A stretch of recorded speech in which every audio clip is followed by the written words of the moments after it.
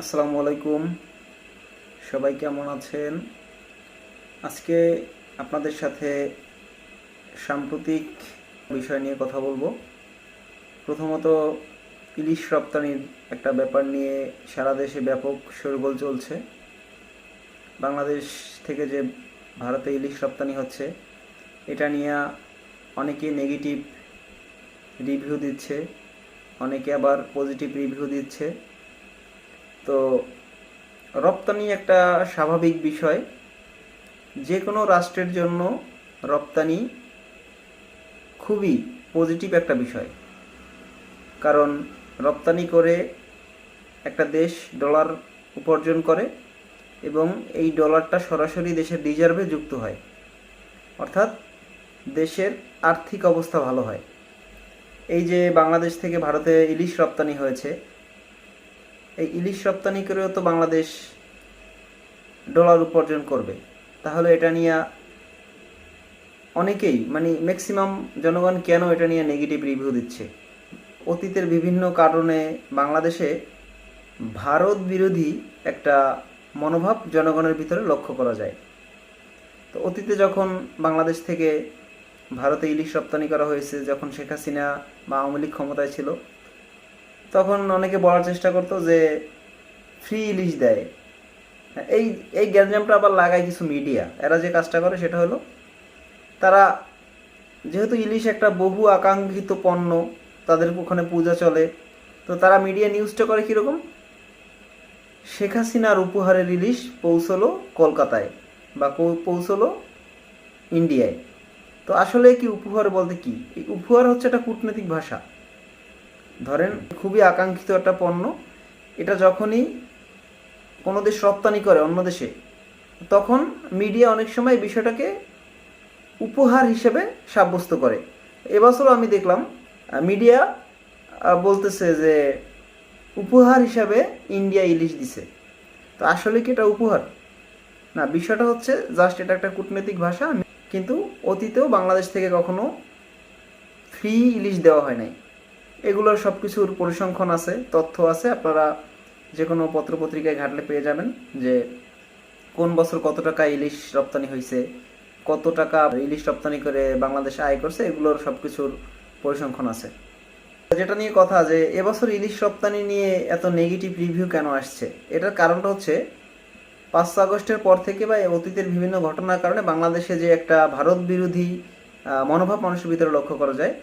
বর্তমান সরকার এসে করছে কি, তারা এই ভারত বিরোধী যে মনোভাব, এইটাকে তারা আরও উস্কে দিছে। জনগণকে বোঝানোর চেষ্টা করছে যে জনগণ যে ভারতের বিরুদ্ধে অবস্থান নিছে, এই বিষয়টা সরকার সাপোর্ট করে, সরকারও ভারত বিরোধী একটা মনোভাব ব্যক্ত করে। তো সে কারণে মৎস্য উপদেষ্টাকে যখন জিজ্ঞেস করছে সাংবাদিকরা যে আপনারা এবার ইন্ডিয়ায় ইলিশ পাঠাবেন কিনা, সে পুরো দ্ব্যর্থহীন কণ্ঠে বলছে, না, ইলিশ খাবে বাংলাদেশের জনগণ, আমরা ভারতে ইলিশ রপ্তানি করব না, বা ভারতকে আমরা ইলিশ দেব না। গেল এই বিষয়টা। এর ভিতরে আরও কিছু ঘটনা ঘটছে, যে বিষয়গুলো আসলে যারা রাজনীতি নিয়ে খোঁজখবর রাখেন, একটু ডিপলি চিন্তা করেন, তারা জানছেন। ডক্টর ইউনূসের পক্ষ থেকে ভারতের প্রধানমন্ত্রীর কাছে রিকোয়েস্ট করা হয়েছে যে জাতিসংঘে গিয়ে সাইডলাইনে একটা বৈঠক হবে, নরেন্দ্র মোদীর সাথে ডক্টর ইউনূসের একটা বৈঠকের জন্য বাংলাদেশের পক্ষ থেকে ভারতকে অনুরোধ করা হয়েছে। কিন্তু ভারত কি করছে, তারা কোনো সিদ্ধান্ত না দিয়ে গড়িমেশি করতেছিল। এর ভিতরে হচ্ছে কি, যে এই বাংলাদেশ ইলিশ রপ্তানির একটা অনুমতি দিয়ে দিছে। হয়তো বা ডিপ্লোমেসি হইতে পারে, বা সরকার করছে যে ঠিক আছে, তাদেরকে আমি ইলিশটা দেই, ইলিশটা দিলে হয়তো বা তারা খুশি হবে আমাদের উপরে। ইলিশ দেওয়ার পিছনে কিন্তু এখানে এই একটা কারণ আছে, এটা তারা স্বীকার করুক এবং না করুক। ইলিশ দেওয়ার পরেই শুরু হইলো তোলপাড়, শুরু হয়ে গেছে সারা দেশে। কারণ এই যে মৎস্য উপদেষ্টা বলছিলেন ইলিশ আমরা দেব না, সে ওই কথা বলেছে। এবং এর আগে ডক্টর আসিফ নজরুল আছে, বর্তমান সরকারের আইন উপদেষ্টা, উনি একবার স্ট্যাটাসে লিখছিলেন 500 টন ইলিশ ইন্ডিয়ায় রপ্তানি করা হচ্ছে, এটা কেন করা হচ্ছে? তো সেই ওনার সময়েই আবার ইলিশ রপ্তানি হচ্ছে। এবং ডক্টর আসিফ নজরুল একবার একটা বক্তৃতায় বলছিলেন যে বাংলাদেশে নাকি 26 লক্ষ ভারতীয় চাকরি করে। তো সেই 26 লক্ষ ভারতীয়র তালিকাও ডক্টর আসিফ নজরুল এখন পর্যন্ত প্রকাশ করতে পারেন নাই। তো যেখানে এই সরকারের দুইজন উপদেষ্টা, গুরুত্বপূর্ণ দুজন উপদেষ্টা ভারত বিরোধী এরকম একটা অবস্থান, তারা ইলিশ দেওয়ার বিপক্ষে, তারপরও ইলিশ কিভাবে যাচ্ছে। প্রথমে অনেকে বলার চেষ্টা করছে $22 নাকি ইলিশ রপ্তানি করবে। আমরাও আশাবাদী ছিলাম, হ্যাঁ ভালো, $22 করুক। আওয়ামী লীগ করছে $10, তারা করবে $22 করুক।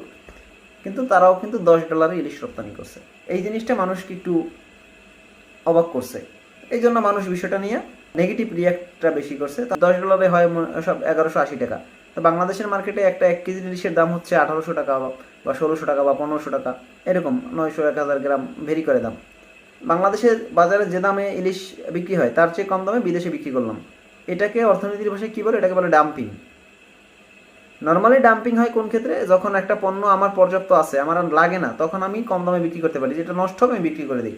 কিন্তু আমরা যেটা করি, আমরা হয়তো অনেক ক্ষেত্রে বাধ্য হই, আমাদের বৈদেশিক বাণিজ্য আমাদের প্রতিকূলে, কারণ আমাদের রপ্তানির চেয়ে আমদানি বেশি। আমার ব্যক্তিগত অভিমত হচ্ছে যে রপ্তানি বিষয়টাকে আমি সম্পূর্ণ সাপোর্ট করি, কারণ রপ্তানি দেশের অর্থনৈতিক অবস্থা ভালো করে, সমৃদ্ধ করে। তো এটা নিয়ে সমালোচনা হওয়ার কথা না, কিন্তু সমালোচনা হওয়ার কারণগুলো তো আমি বললাম কেন হয়েছে। যে তারা আগে বলছে এক কথা, কিন্তু কাজের সময় করছে আর একটা। এমনিতে মুখে বলে যে আমরা নতজানু পররাষ্ট্রনীতি করবো না, আমরা তাদের সাথে কঠোর ভাষায় কথা বলবো, কিন্তু কাজের সময় দেখা যায় ঠিকই ইন্ডিয়ার কাছে তারা মানে নতজানু একটা ভাব দেখানোর চেষ্টা করে।